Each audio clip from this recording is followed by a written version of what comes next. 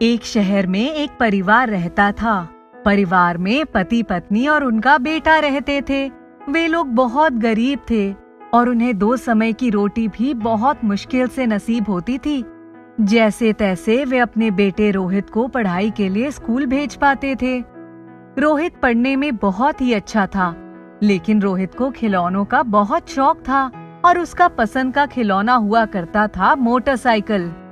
एक दिन, पापा, मैं जब पढ़ लिख कर बहुत बड़ा आदमी बनूंगा तो मैं एक मोटरसाइकिल खरीदूंगा और आपको और माँ को उस पर सैर कराऊंगा। अच्छा, ठीक है बेटा, तू जल्दी बड़ा हो जा। रोहित को मोटरसाइकिल का बहुत शौक होता है, इसलिए वह थोड़े थोड़े पैसे बचाता है और सोचता है कि इन पैसों से मोटरसाइकिल खरीदेगा। लेकिन जब उसने एक दिन पैसे गिने तो उसमें सिर्फ 200 रुपए ही मिलते हैं। रोहित बहुत दुखी हो जाता है। अब मैं क्या करूं? इतने कम पैसों में तो सिर्फ खिलौना ही आ सकता है। कुछ दिन और पैसे इकट्ठे करता हूँ और रोहित वह पैसे वापस रख देता है।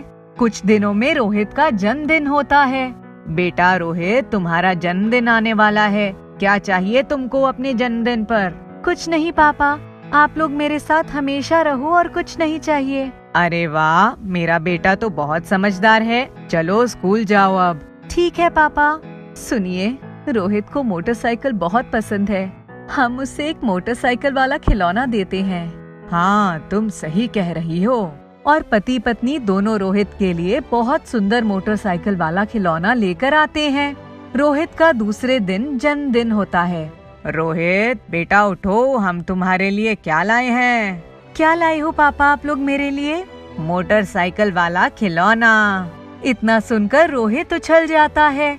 खिलौना, वो भी मोटरसाइकिल वाला? जैसे ही रोहित उस खिलौने को देखता है, बहुत खुश हो जाता है। Thank you mummy papa. अब रोहित रोज स्कूल से आता है और अपनी मोटरसाइकिल से खेलता है। लेकिन जब मोटरसाइकिल घर में आती है, तब रोहित के घर में पैसों की समस्या कम होने लगती है। धीरे धीरे वे लोग संपन्न होने लगते हैं। एक दिन खेलते खेलते रोहित कहता है, मोटरसाइकिल, मुझे तुम पर बैठकर सैर पर जाना है। और इतना कहते ही रोहित को मोटरसाइकिल सैर पर ले जाती है। रोहित डर जाता है। रुको, इतना कहते ही मोटरसाइकिल फिर से खिलौना बन जाती है। रोहित समझ जाता है कि ये कोई साधारण मोटरसाइकिल नहीं है। अब रोहित मोटरसाइकिल को हमेशा अपने पास रखता है और रोज उस पर सैर पर जाता है। एक दिन रोहित सैर से वापस आ रहा होता है, तभी, रोहित, ये किसकी मोटरसाइकिल पर तुम सैर पे गए थे और इसे कौन चला रहा था? पापा, ये खिलौना है। ये तो मोटरसाइकिल है, खिलौना ऐसा नहीं होता। लेकिन जब देखते ही देखते मोटरसाइकिल खिलौना बन जाती है तो रोहित के पापा माँ डर जाते हैं और उस खिलौने को दूर फेंक आते हैं। लेकिन दूसरे दिन वे मोटरसाइकिल फिर उसी घर में दिखती है। आप मुझे खुद से दूर मत कीजिए, मैं आपको या आपके बेटे को तकलीफ नहीं दूंगा। लेकिन तुम कौन हो?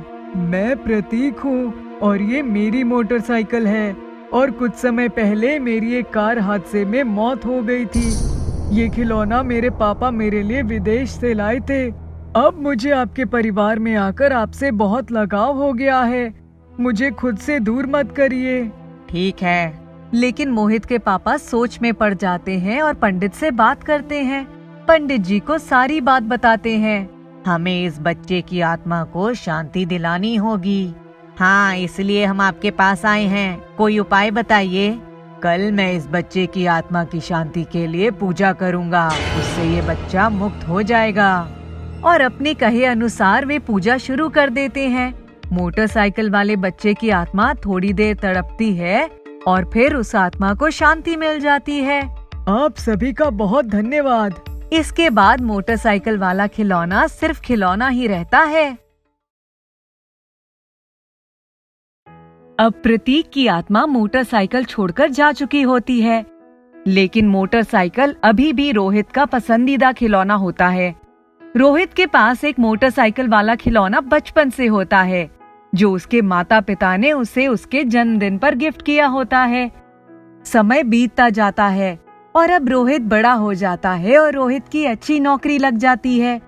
रोहित सोचता है, क्यों ना अब मैं एक मोटरसाइकिल खरीद लूं।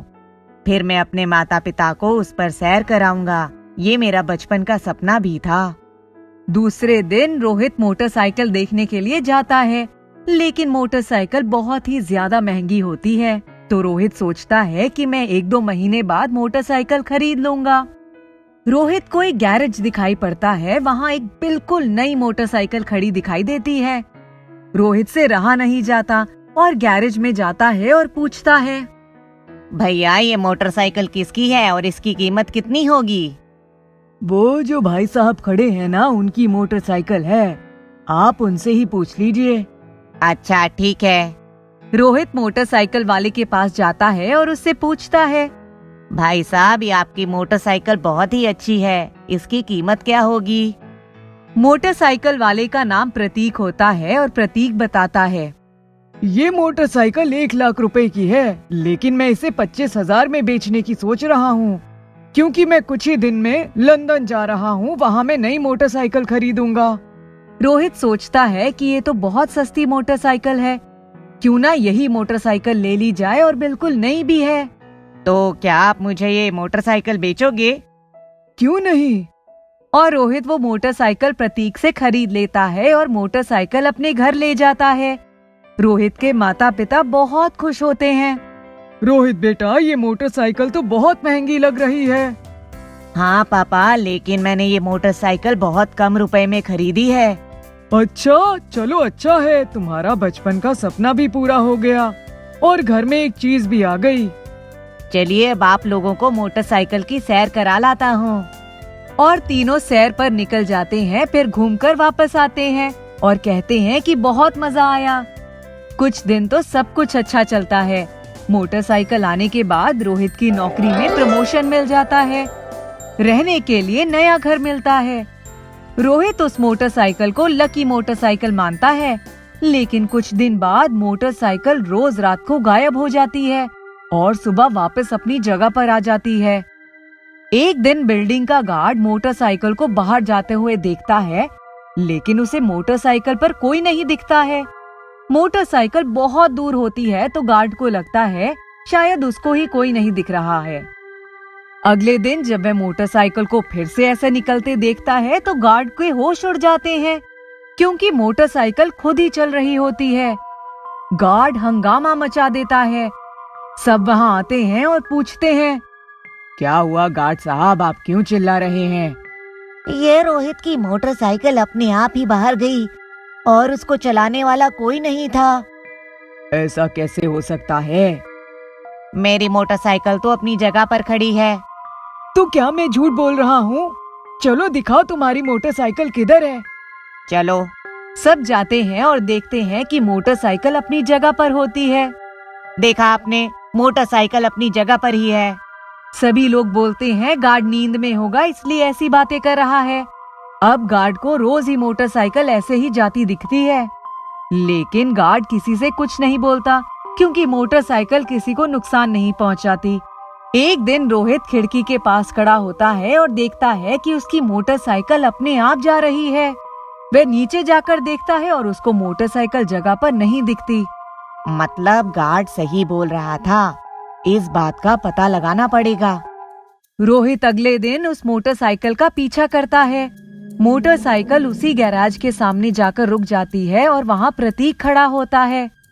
अरे प्रतीक, हाँ आप तो लंदन जाने वाले थे ना, क्या हुआ? जिस दिन मैंने तुम्हें अपनी मोटरसाइकिल बेची, उसके दूसरे दिन ही मुझे लंदन निकलना था। मैं एयरपोर्ट जा रहा था और इसी रास्ते से निकल रहा था कि मेरा एक्सीडेंट हो गया और मेरी बॉडी नीचे गिर गई। बहुत खोजने के बाद भी मेरी बॉडी किसी को नहीं मिली। मेरी बॉडी आज भी यहीं नीचे खाई में है। उसका अंतिम संस्कार करवा दो, मेरी आत्मा को शांति मिल जाएगी। और ये मोटरसाइकिल मुझे बहुत पसंद थी, इसलिए मैं रात को ले आता हूँ। रोहित ये बात सुनकर डर जाता है और फिर बोलता है, मैं कुछ करता हूँ। रोहित पुलिस को बताता है और प्रतीक की बॉडी खाई से निकलवाता है। फिर उसके परिवार द्वारा उस बॉडी का अंतिम संस्कार करवाता है। इस तरह से प्रतीक की आत्मा को शांति मिल जाती है।